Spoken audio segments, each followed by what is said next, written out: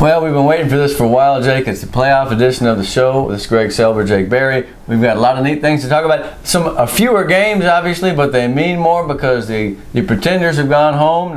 Some of them got close, but the contenders move on to the second season. Yeah, I mean, there's some really good teams. There's a team that we've been talking about for a while in Brownsville, Rivetta. 76 Oakland Raiders? Yeah, them too. I like them. Yeah, but Rivetta, man. Speaking of Raiders, hey, what do you think of that? Yeah, what Coach Chavez has done over there in the last 2 years, remarkable. Well, Rivetta was 14-54 over 6 seasons before last year. Okay, that was pretty tough stuff. 1-2 wins a season. They won 5 last year, got in, beat McAllen. This year they were 0-5, and now they're in. And who will bet against probably the hottest team in the Valley? That'd be hard to do. Yeah, I mean, and from what I hear, they are letting their quarterback just throw the ball. I mean, they're lining up.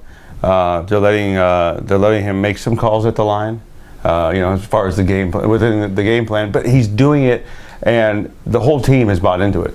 You don't find very often in high school a quarterback who's capable of making audibles and reads and kind of running the show. And quite frankly, it's unusual because a coach doesn't want to let a player determine his future and that of his staff. But with Danny Elizondo, the Raiders have a guy. Chavez obviously relies on him and believes in that kid's ability. He threw 4 touchdowns to the same guy. Yeah. Edward Rubio, who by my money, again, is one of the top receivers in the Valley, if not the best. Yeah, from what I hear, they've got their tight end is he's Division I caliber. He's a big guy. Yeah, I mean, you line up against them, it's hard to match up with them, and they're just tossing the ball, man. And those guys are taking turns running the show, man. Now, 2 weeks ago, Elizondo had a big game. Then it was Rubio. And the defense, let it be said, and we've said it last week, that Rivetta defense is pretty solid. So that's one of the teams we're going to be talking about. And they're playing the Raiders. It's the Battle of the Raiders. Malosos. Dos. Yes. Good. So let's get right into talking about the pairings and the picture. Like I said, a lot of teams came close. Some teams were on a roll and made it. Other teams didn't. Boy, PSJ Southwest did what it had to do, but it didn't quite make it. They beat Pace, but they didn't get a loss by Donna, did they? No, Donna came out firing against Ed Calchelsea, and Ed Calchelsea held some guys back because they've got a big game this week in Sherryland. But you know what? I mean, great season for PSJ Southwest. Donna is actually rolling right now because they got a Monte Bowen back, and I made some mistakes in the weeks before because I kept saying Doherty was out, but I was just thinking Bowen the whole time. You don't want to retroactively, And I want to say sorry because I got a message on Facebook and saying Doherty? I kept saying Doherty. I'm sorry, it's my bad. You were getting a Monte back, and boy, did you get him back. 121 yards. And I think the team is better for it. It's a more well-rounded team now. When you add a great athlete to a team, it'll make that team better. So I think he's ready to make a difference here in the playoffs. If Rivetta is the hottest team in the Valley, Donna can't be far behind. They've won 4 in a row. Yeah, and you know what? I think the teams that are going to go the furthest are probably the 5As, I think, this year. Well, they got a good shot at it. Before we get started in 6A, we'll talk overall. I feel like the sub-5As are in for a tough weekend. There are 7 teams playing, and I have all 7 as underdogs against out-of-Valley teams. And that doesn't make me very happy to say that, but I'm trying to be honest. Maybe I'll be wrong. I hope I am. Me too. Yeah. Now, tell me that I am. One of our first games that we're going to be looking at is La Jolla versus United this week. Okay. La Jolla just sneaking into the playoffs. And when we say sneaking, they played some really good games at the beginning of the year, lost them, and then came back and played some good football at the end. Well, they took Easton Memorial to the wire, did they? And then when they beat the teams they could beat, that's 3 in a row at the end. They got in over row, and so La Jolla plays a United team that they lost. Alexander beat United 29-28. So none of those teams out there in 29 is a world beater this year. I mean, they're not bad. In fact, I think LBJ might actually, strangely enough, be the best of them. But so La Jolla is going to be a big underdog against United. United is a program with a lot of playoff experience. La Jolla has a lot of playoff experience in the past. So I expect them to come out and do their best. I mean, quite frankly, they're a prohibitive underdog, but man, I would love to see them compete with United. Yeah, and look, I mean, La Jolla does a little bit more than they used to do. They pass the ball a little bit more, but Villa Senora is coming over here. Yeah. Well, here's the deal. La Jolla's got to keep the ball, and this is going to be the key for a lot of these underdog teams. keep the ball away from United because they can still score. But I'll tell you what, they give up 22 a game. It's not the greatest United defense there ever was. They're a beatable team. They really are. I messed up. BSN was coming to play Palm. Yeah, my bad. That's But all right. another I was La Jolla gonna get team. you there, But there's enough La Jolla teams. I mean, we got 2 La Jolla teams. I'm surprised. What we ought to do is go back and look at every show and see who's made the most mistakes. Believe it or not, it might be me because I just sound so confident. Yeah, I got this thing. Meanwhile, I'm saying all this stupid stuff right and left. I didn't even mention Ricky Mata of Sharyland. We talked about running backs. But we'll remedy that in overtime. Yeah. All right. So La Jolla United, we're talking 6A big school or Division I. Westlaco at Harlingen rematch. Yay! What a great game. Yeah, talk about from what I'm hearing during the week that Harlingen didn't want to flip ahead of time. Is that right? Yeah, and so right now, it's. Think there's animosity between those two teams? I think so. Yeah, they played a couple times. They don't in the playoffs. like each other. Yeah. And Never good, have. good. I like that. I don't want my teams to like each other. Hi, in good playoffs. to see you again. Let the best man win, like the British. Oh boy, good to see you. A lot of They people, don't knock each other a lot out. of people have problems with the way the Westlaco East game went down. I didn't have any problem with it. And I got a problem with the media trying to start stuff. But I don't mind. Because when it's that, I think it's funny, man. Why would they like each other? Yeah. Why wouldn't they want to beat the other team? And as far as the media goes, we need to be more quiet and watch more football. Yeah. Whatever. Yeah. Same way with the mascot at Pan Am. We're not going to get into that. Although we might. That's double overtime. All right. But Westlaco and Harlingen. So they played before. Westlaco got beat 63-14 one year. Then they turned around and beat Harlingen 40-37 another time. So they've got experience against one another. They used to be in the same district back in the old days. Yeah. 32-5A. Back when you were in junior high. Yeah. But the Harlingen's got somebody in the store. Tienda. That guy, 192. That guy did well again, man. Harlingen's starting to play at times like the Harlingen of old, okay? But I will tell you this, Jake, they've got 6 wins this year, right? That's the lowest number of wins they've had since 2006. So they would like to get a couple of playoff wins here because you don't want to be no 6-5.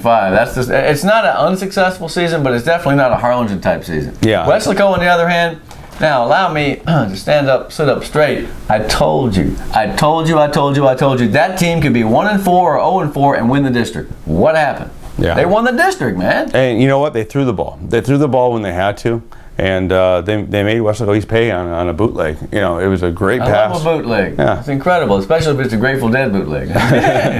But no, I mean, look, Westlaco did what they were supposed to in that game, and East, but due to a little bit of injuries and stuff, they just didn't have the fuel to come back. The defense of the Panthers is very good. And I think at the beginning when they played tough teams, we didn't know that. But look, like old Edinburgh High teams, you can go 0-3 and make the playoffs. Mm-hmm. I knew Westlaco had a chance. One, because I think it was a pretty good squad coming back. But two, I mean, let's face it, it wasn't exactly, the toughest district in the world. Yeah. It wasn't bad, but it wasn't one of those things, the meat grinders where you start out bad and you lose it and you're done. Yeah. No, not at all. I felt like Westlaco had a chance.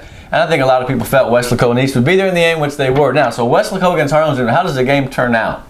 I mean, not like I'm asking you for a prediction, but what's the feel there? At Harlingen, right? Yeah, I like Harlingen's chances in this one. I do like that Westlaco has a quarterback that can pass. Yeah. Because in the past it's always been very much the slot T, and not so much the pass. Except for when they had Dylan. Yeah, Dylan. Which I just found out he's an assistant with Westlaco. So boy, he threw that ball against Madison like there's no tomorrow, and there wasn't as it turned out, but that's okay. Yeah. 200 something. But he also had a good target in Meshach. But this team though is a little bit different. The weapons are a little bit more ambiguous. You don't know who's going to get the ball. I'm gonna brag again. Who did I tell you was going to win that game?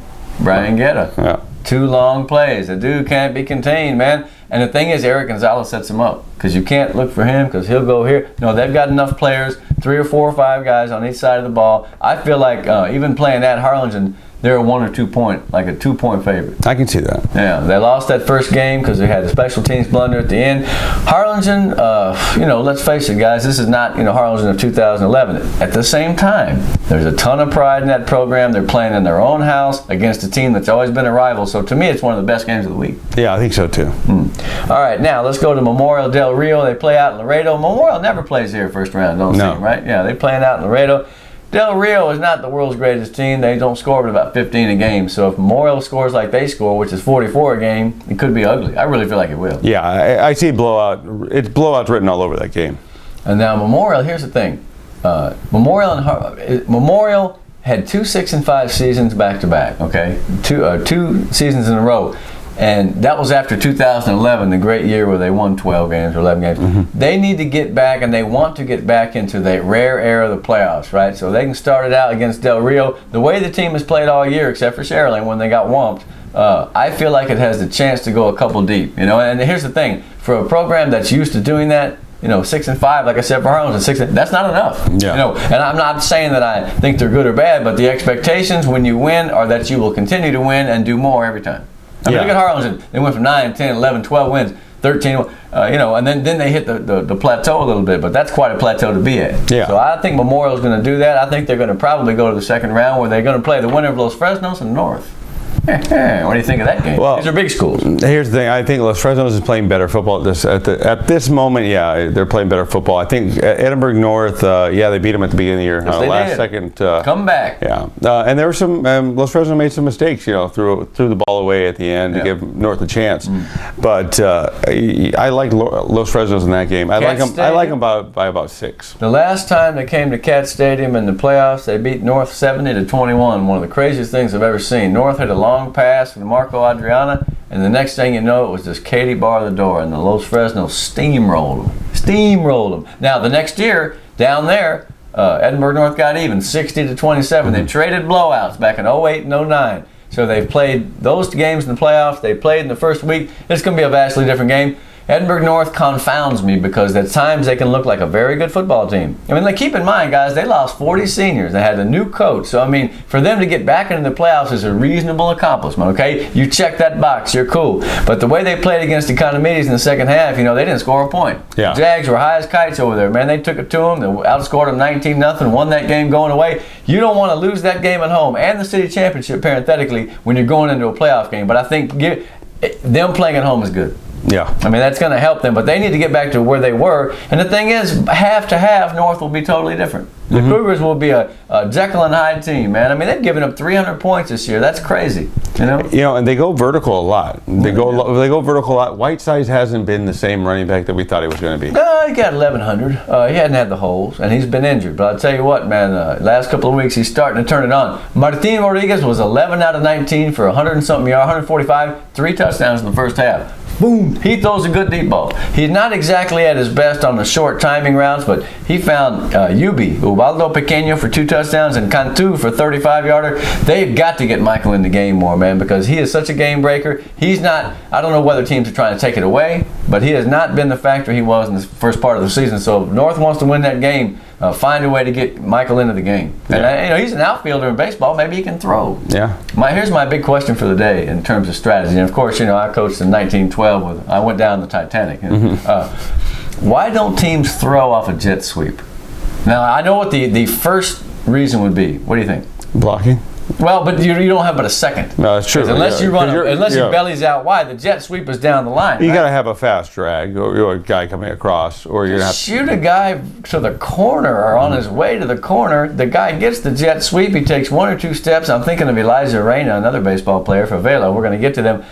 Put it this way. I think that I'm an idiot and that the reason it doesn't happen is because it can happen. But something just tells me that if someone did it right, it could be the play of the year. And here's the point. In the playoff, guys, teams are going to throw out some stuff and do some stuff that you ain't seen, right? Because, or what they did in week 3 and they know it works, but they haven't run it again because they're not going to get that film. They're going to get the last 3 weeks. Well, guess what? We have a fake field goal, blah, blah, blah. Anyone who throws on the jet sweep, they will be the coach of the week for me, even if it doesn't work. How's that?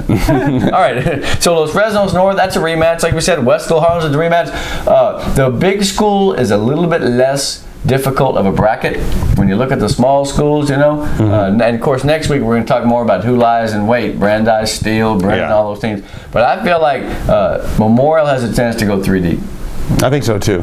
I think their offense is playing pretty well. Their defense has been picking it up lately. I hear different reports on their defense. I would tend to agree, and yet some people. Here's what I think.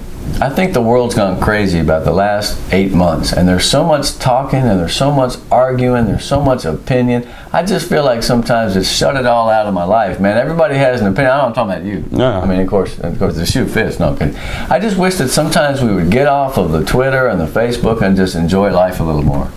Anyway, I got my crying towel out again. I'm not going to give that 5-minute speech about how I'm retiring and then not retiring. Yeah. Remember that crap? Yeah. Oh, well. Hey, I'm addicted. Copenhagen high school football, that's all there is. Let's turn the page, brother. Okay. Literally, as it were.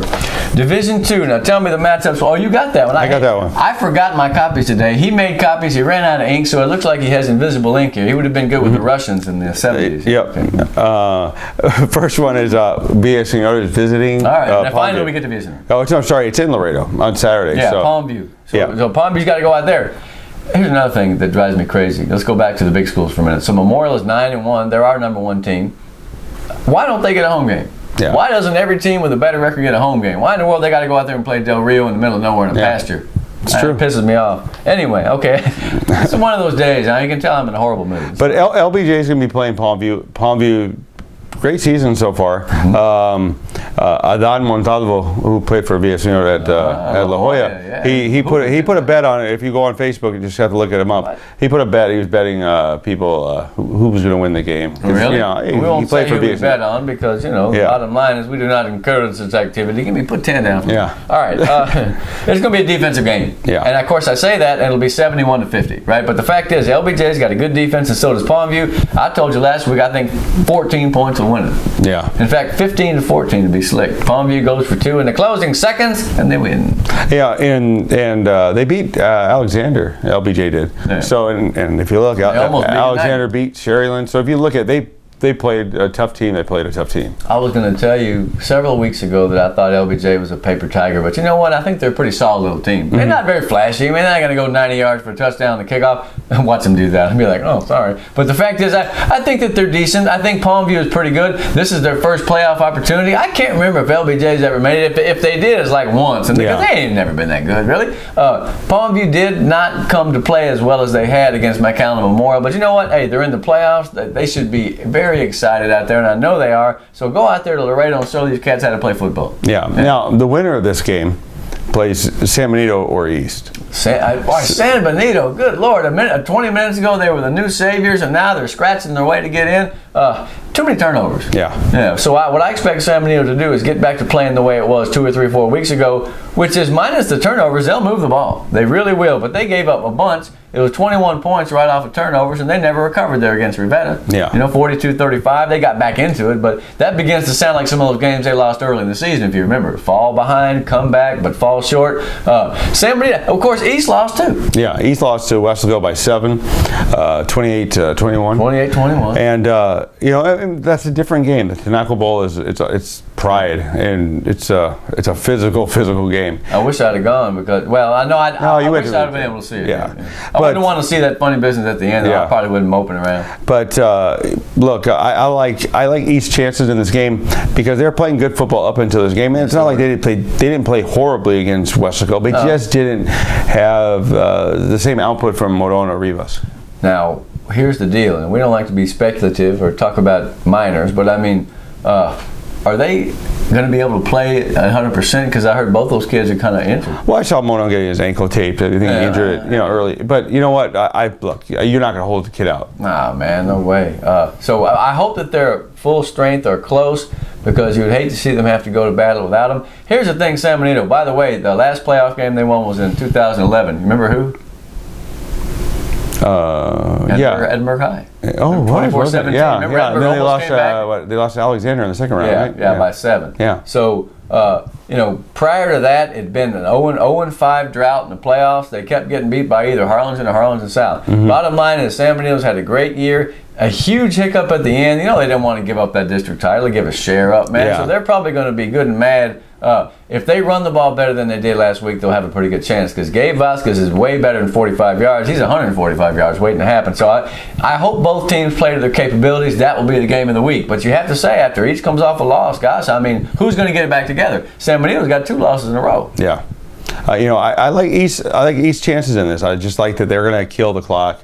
But San Benito can put some points up. Yes, that's one thing that scares me about this team is that can East, we've seen East put up points. Right. But if they don't have their full offensive complement, will they get outscored by San Benito? Yeah. Well, we'll see.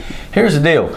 East, they had that back-to-back 11-win seasons. They were the top of the heap. The last 2 seasons, though, they like Memorial, man. They've gone out pretty quick. So I think East wants to win this game. They need to get back to that. Every team needs to keep moving forward and keep moving up. And so if you keep getting knocked out in the first round, man, you start to tarnish some of your confidence here. Yeah. So this is a big game for both teams. Obviously, it's the playoffs, but I don't know. Where's it going to be? Do we know? Did I write that down? It is. I didn't write it down. I believe it's at Weslaco, but Is it? yeah. Well, let's just. You'll have a little disclaimer here pop Yeah, up. we'll put like a clown face Yeah. over me and. Yeah. Okay. All right. But our next game is the battle of the Raiders. You know, it's funny. I think about PSG North, and I don't consider them. It would surprise me to see their overall record was just 5-5, right? I mean, I know Rivetta's 5-5, and that's a great 5-5 because they were 0-5, right? That's a lot of fives, high five. But you know, PSG North, I guess we forget that they were at one point like 1-3 or some such. So I mean, I guess they, but 5-5, I feel like they're a pretty good football team. I feel like that's going to be a great game. If you look at it upstate, these turkeys 5-5, but some 5-5s are different than others. And I like the game. Well, yeah, and PSG North, you know what? I thought they threw the ball more. They're not. They're running it out of the spread, which is just making it more difficult for teams. Well, it's the same as. I mean, you only have 2 or 3 things you can do. Olivares has 16 touchdowns rushing. He's a good player. They hit hard on defense, and these 2 teams have a history. Right? Did you get that? I see it erased for them. I have to tell them. No, PSG North was 0-10 last year. Yeah, and now they're in the playoffs. That's a good lick. Historically speaking, 1997 was a great year for the Raiders. PSG North, they went 10-0. They were beating everybody to death. They got a little bit overconfident, and Rivetta upset them in the playoffs, 14-7. That one's going around the forums as we speak. Then in 2003, PSG North got them. That was on the way to the 3rd round of the playoffs where they almost beat O'Connor. Remember that? Gilbert Zepeda, I believe, was the quarterback. So PSG North has had some big years, 2003 and 2009. They went 3 deep, but they've been kind of quiet as of late, with Bruce Bush retiring and such. So they're getting back. See, the theme of the show here is who's going to get back to where they were or who's going to go a step higher, right? So that's a good ball game. I really feel it is. I think so too. I think Rivetta, if they're throwing the ball like what I heard from one of the coaches this weekend. Yeah. I wonder what this game is going to be like, because is it going to be a long game? 42-38. That's what it's going to be like, because Olivares is going to run like crazy, and so is Elizondo. That's going to be a fun football game. I remember, on this rocking chair, I went to the first playoff game Rivera ever played. Really? 1990. They played Gregory Portland and lost 48-40, but it was a track meet. Wow. Absolute crazy game, 1990. Look, the Raiders, the Brownsville Rivetta Raiders, they were in the playoffs 6 times in the 90s. That's a very good program. Wow. You had some great teams. They fell upon some hard times, like we said. That 6-year stretch, 14 wins, that ain't that much. 2 point something. So I'm glad to see them back in the mix. And you never count out Tom Chavez's teams, because that guy has got something, man. The kids love him. He's been coaching since the early 70s, man. He's the best. Yeah. Well, the next anything happened in the 70s is good. That's revisionist history. The next series or game we're going to look at is the McAllen-Laredo Alexander game. Man, McAllen needs a win. I'm not going to do that. I'm not going to be negative. McAllen needs a win. 07. Yeah. Right, the last time they won a playoff game, 07. It seems like forever. They beat United South that year. Bottom line is, they should have a good chance to beat Alexander. They've been a very solid football team all year, have the Bulldogs. They can run it. They can throw it. Hover is a gamer. I hope that he's 100% well, and I think that he probably is. The problem is that not only is Alexander always giving the Valley teams troubles, as Weslaco a couple years ago, ask Seminole, they're getting it together. They were able to beat United, what I thought was the best team in the district. So I don't know, man. It's a dang tough by-district game for the Bulldogs. It really is. It is. Just to start this game out, it's brutal. It's a Thursday game in Laredo. What is Laredo stuff? They must have just had some luck. They had a Curandera on their side and got some luck. Why can't we? Look, McAllen's got a better record than Alexander. Why can't they play at home? Yeah. I hate that stuff. But they're going to play it, and they're going to play it in Laredo. So what does McAllen have to do to win? Look, if Hover can run, and he can, and Ricky can run, and he can kill the clock or kill time. Don't give Swain a chance to bring his team up, but because like what he did against Alexander, what Alexander did against Sherryland was incredible, because they were scoring with Sherryland, so they can put up points. Matt Kite's just got to kill the clock. Don't give him a chance to. Yeah, keep it, score it, and then play good defense. Now, McAllen, they're getting rolls back in the secondary. There's Mark Vasquez, 93. He's made a couple of big plays the last couple of weeks. Bottom line is they only give up 17 points per game. That's one of the best defense in that district, them in Palmview, right? So I feel like McAllen has a good chance.